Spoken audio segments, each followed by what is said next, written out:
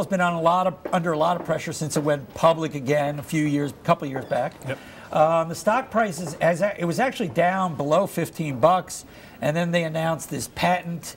They sold the patents to Microsoft, and that was $1 billion in cash. Stocks traded up quite a bit. They had good results that they just result. But there's a shareholder activist by the name of Starboard. They own over 5% in AOL stock. They're still unhappy. They're unhappy.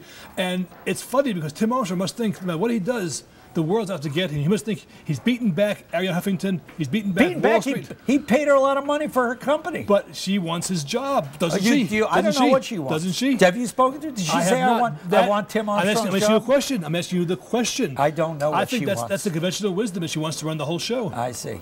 But what is there to run anymore? And I'm sorry to join the pick on AOL club. I'm going to pick on AOL a little bit here. The company's got a market cap. I think it's a little over $2 billion, something $2 to $3 billion. This was once the mighty AOL that purchased Time Warner. You remember in that ridiculous couple of $100 billion deal. January 11th, 2001. 2001. I remember well. You remember well. You were probably a big fan of that deal at the time it happened. Were you? Come on, were you? John Friedman, confess that you got that wrong. I was a fan. I got it totally wrong. You got it totally wrong. So you confess you were a fan. Yes, I was a fan. And I was of the deal. And I was wrong. I was wrong. So are you wrong again about AOL today? Maybe the activists have a point of view. I'm sure they do have a point of view. I'm not saying it's not a good point of view. I'm just saying that it's ironic that Tim Armstrong must feel he can't win. Tim Armstrong must feel that what he does is never going to be enough to make people happy for a long period of time. And he's probably right. Right.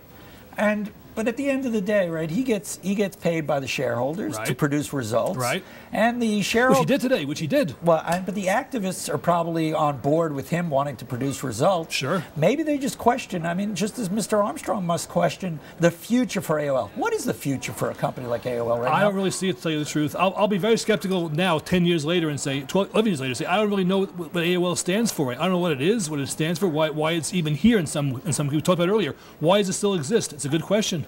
Well, it does exist, and they beat expectations here. What's going to be the next chapter in the AOL saga?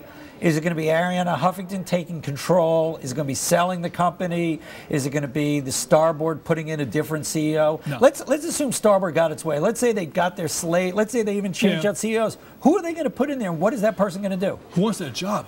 Who wants to run who does want besides that job? Arianna, who wants to run AOL? That's a really fair question.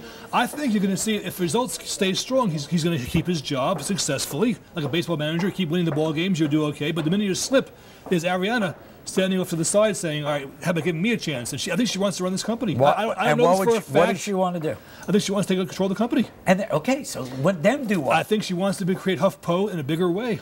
In an AOL form, AOL platform. I think she sees Huffington Post as being as far as she could take it. She took it, and now she wants to run AOL in a bigger way. Huffington Post in a bigger fashion. Right. I'm just not sure where any of this goes. But then again, I lack the vision that I'm sure the founders of AOL Time Warner had back in 2001. That is a very snarky statement. That is very snarky. I like that. John Friedman.